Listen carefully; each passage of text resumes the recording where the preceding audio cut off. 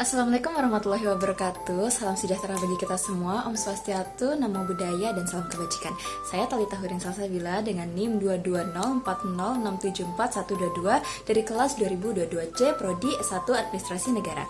Saat ini saya akan mereview materi dari pertemuan 1 sampai dengan pertemuan 15 untuk memenuhi tugas mata kuliah Komunikasi dan Advokasi Kebijakan. Untuk pertemuan 1 sampai 9, mata kuliah ini diampu oleh dosen UNESA yaitu Bu Suci, Pak Gale, dan Pak Nizar. Sedangkan untuk pertemuan 10 sampai 14 diampu oleh dosen praktisi yaitu Ibu Khairia. Now without any further ado, let's get into it.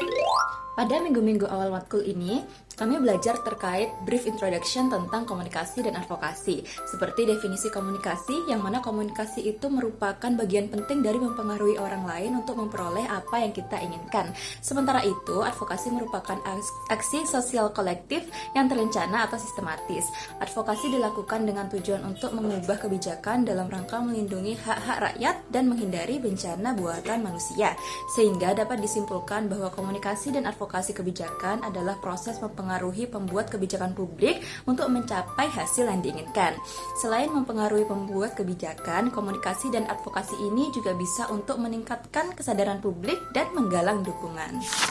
Next, pada minggu berikutnya kami belajar tentang proses komunikasi oleh D.K. Berlow. David K. Berlow menggambarkan proses komunikasi dengan model SMCR: Source, Message, Channel, dan Receiver. Source ini adalah sumber atau pengirim pesan, message itu pesan, channel itu saluran, dan receiver itu adalah penerima pesan. Nah, saluran ini itu berhubungan dengan panca indera, yaitu melihat oleh mata, mendengar oleh telinga, membaui atau mencium oleh hidung, dan mengecap oleh lidah. Tapi kenapa sih saluran ini tuh kok berhubungan dengan panca indera?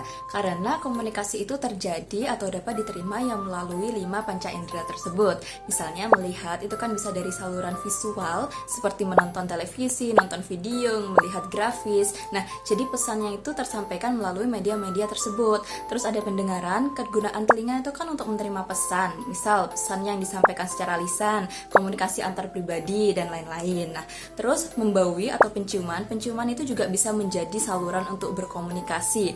Misalnya parfum, makanan, wangian, dan lain-lain. Kayak bau gosong itu kan menandakan ada sesuatu yang terbakar. Sehingga dari bau tersebut maka terjadi komunikasi. Kayak ketika ada orang yang menanyakan, kamu masak sesuatu nggak sih? Kok baunya gosong? Nah, kayak gitu. Kemudian dari pengecapan, lidah itu kan organ yang digunakan untuk makan dan mencicipi. Misalnya saat membuat suatu makanan, komunikasi itu dapat terjadi mengenai rasa dari makanan tersebut. Kayak, ini makanannya terlalu asin, atau kurang asin, atau kurang garam, dan lain-lain. Nah, back to the topic, dalam model komunikasi Berlow terdapat unsur encode dan decode. Encode itu artinya menyandi atau membuat pesan, dan hal ini dilakukan oleh sang pengirim pesan atau source. Sedangkan decode artinya membaca sandi atau menerjemahkan atau memahami pesan, dan hal ini dilakukan oleh sang penerima pesan atau receiver. Nah, untuk lebih memahami proses komunikasi ini, saya telah mencari literatur yang memberikan contoh skenario dari proses komunikasi. Nah, sebagai contoh, Paula, seorang head of marketing di perusahaan multinasional, memberi pengarahan kepada seorang anak magang yang bernama Julian tentang strategi pemasaran baru yang akan mereka perkenalkan bulan depan.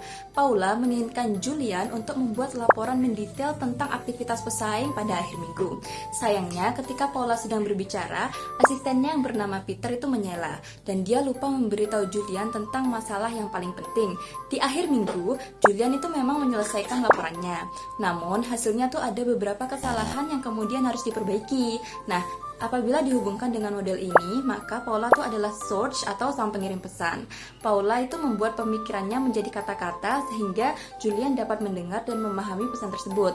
Nah, proses ini nih dinamakan encoding. Karena di situ Paula langsung berbicara kepada Julian, maka mulut Paula adalah encodernya atau pembuat pesan. Nah, telinga dan otak Julian itu adalah decoder atau penerjemah pesan, karena telinga Julian itu kan mendengar kata-kata yang diucapkan oleh Paula. Terus otak Julian itu menerjemahkan kata-kata tersebut menjadi ide atau pemikiran yang dapat Julian pahami dan terima gitu. Jadi Julian itu adalah receiver atau penerima pesan, dan prosesnya itu namanya decoding. Jadi decoding, encoding itu prosesnya. Kalau decoder, encoder itu dari mana pesan berasal atau diterima, ya dari mulut, telinga, dan lain-lain. Nah, terus channel of communication atau salurannya itu yang mana? Ya pertemuan antara Paula dan Julian itu ya salurannya, karena kan mereka bertatapan secara langsung, berbicara langsung, mendengar langsung. Jadi terjadi proses memberi dan penerima pesannya tuh di situ. Nah, terus tadi kan ada yang nyela tuh namanya Peter. Jadi si Peter ini asistennya Paula berperan sebagai apa? Ya, Peter itu adalah noise atau gangguan yang ada di sekitarnya. Jadi lagi ngobrol malah disela. Nah, faktor-faktor dari gangguan atau noise ini bisa bermacam-macam ya. Ada faktor latar belakang, bahasa, sikap, waktu dan lingkungan, dan lain-lain. Nah, gangguan dari Peter ini masuk ke sikap karena dia menyela pembicaraan. Nah, masalah dari proses komunikasi ini tuh adalah kurangnya umpan balik atau feedback. Seandainya Julian meminta klarifikasi kepada Paula setelah Peter menyela, maka seluruh komunikasi ini tuh akan lebih efektif dan gak ada kesalahan.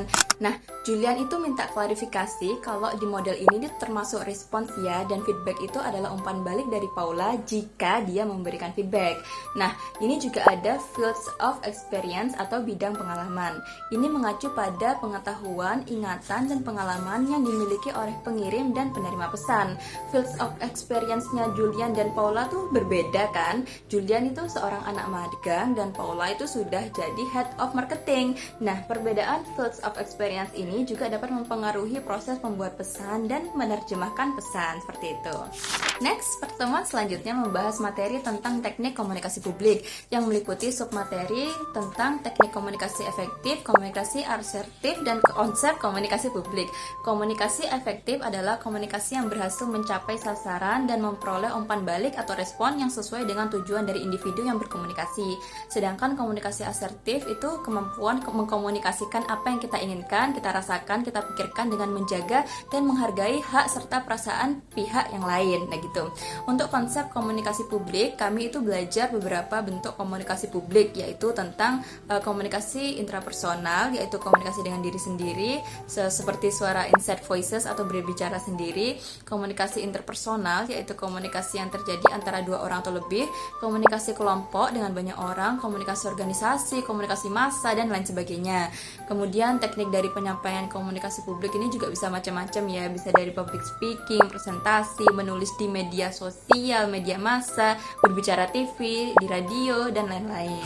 Untuk pertemuan berikutnya, pembahasan materinya tuh sudah sangat mengerucut, yaitu tentang konteks desentralisasi dan advokasi di Indonesia.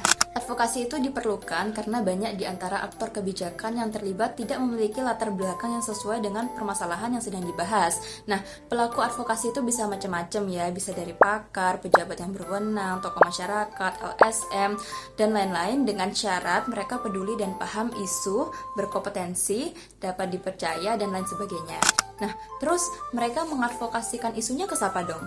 Jadi, sasaran advokasi kebijakan itu sendiri bisa untuk pembuat kebijakan, pengambil keputusan, pembuat opini, penyusun draft seperti kepala negara atau pemerintahan, legislatif, DPR, DPRD, partai politik, dan masih banyak lagi. Nah, cara-cara yang digunakan dalam advokasi kebijakan ini juga macam-macam. Bisa dari legal drafting atau penyusunan peraturan, bisa dari regulasi gitu, bisa dari dialog publik, bisa dari publikasi, dan lain-lain. Nah, untuk matkul ini, kami sempat mendapat tugas kelompok untuk membuat video dokumenter. Tugas ini juga diupload ke YouTube kelas, jadi termasuk dalam advokasi dengan cara publikasi. Dokumenter yang kami buat ini dapat berfungsi sebagai alat untuk mengkomunikasikan isu-isu penting kepada publik dan pengambil keputusan. Pertemuan selanjutnya, yaitu pertemuan 10-15 diampu oleh dosen praktisi yaitu Ibu Khairia. Pertemuan 10 kita membahas tentang materi etika dan hambatan komunikasi. Etika komunikasi itu merupakan sebuah nilai atau norma tentang benar salah yang dianut suatu golongan dan menjadi pegangan bagi seseorang untuk menghormati lawan bicara atau orang lain. Etika komunikasi yang baik itu meliputi berempati, menghormati privasi, jujur, peka lawan bicara, tidak memotong atau menyela pembicaraan, dan masih banyak lagi. Lalu untuk hambatan komunikasi itu jenisnya ada hambatan fisik dan hambatan sosial budaya. Hambatan fisik itu hambatan dari hal-hal yang tampak atau bersifat teknis, seperti hambatan geografis, itu kan bisa menjadi hambatan kayak hujan lebat atau letak yang jauh jadi terkendala sinyal, seperti itu. Kemudian kalau hambatan sosial budaya itu hambatan dari hal-hal yang tidak tampak dan berasal dari internal pihak-pihak yang terlibat, seperti hambatan budaya dan hambatan status. Next, pertemuan 11 kita membahas materi tentang pedoman dan ungkapan dalam berkomunikasi. Pertemuan 11 ini juga membahas tentang etika dalam bermedia sosial, dan kami diberikan tugas untuk membuat instastory terkait postingan akun yang sedang menerapkan komunikasi publik. Seperti apakah postingan ini tuh komentarnya sudah memenuhi kaidah berkomunikasi di sosial media yang baik atau belum? Apakah postingannya sudah memenuhi atau belum? Gitu. Lalu kami juga menambahkan opini kami di reposan instastory tersebut.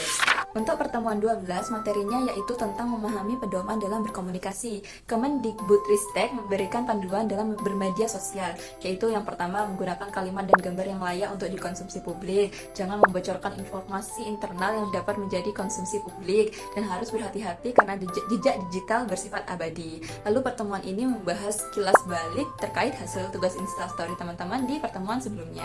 Pertemuan ke-13 kami membahas materi tentang bentuk-bentuk komunikasi dan teknik public speaking. Di pertemuan ini juga kami mengetahui faktor internal dan eksternal yang dapat mempengaruhi public speaking. Faktor internal itu meliputi intonasi, aksentuasi, artikulasi, energi dan ekspresi, jeda dan volume. Sedangkan faktor eksternal meliputi lokasi, media, audiens, dan situasi.